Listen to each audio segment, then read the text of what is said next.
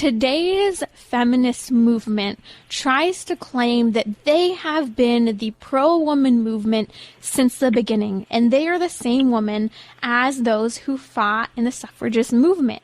Now, what's interesting to me is if you look, for example, at Susan B. Anthony, she is one of the early feminists, and like many of her comrades, she was incredibly pro-life, and one of the big things that they were advocating for and why they were advocating for the woman's right to vote was because they wanted to bring the female opinion and experience into voting and into the legislature because they experienced the family in a very different way than men did.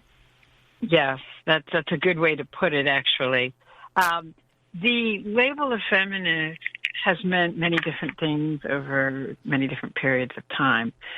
It was very synonymous with being a suffragette during, the 19th and early 20th century, from the perspective of today.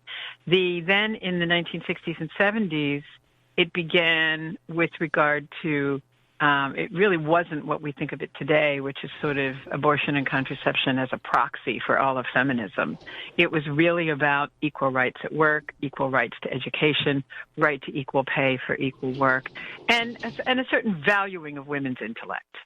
And today, however, thanks to the sort of unceasing drumbeat of groups like the National Abortion Rights Action League, Planned Parenthood, people confuse the movements for, forcing the Little Sisters of the Poor to pay for contraception or the movement for abortion with feminism, as if equality is only achieved when there's women, there's men, there's sex, and neither of them has to have a baby.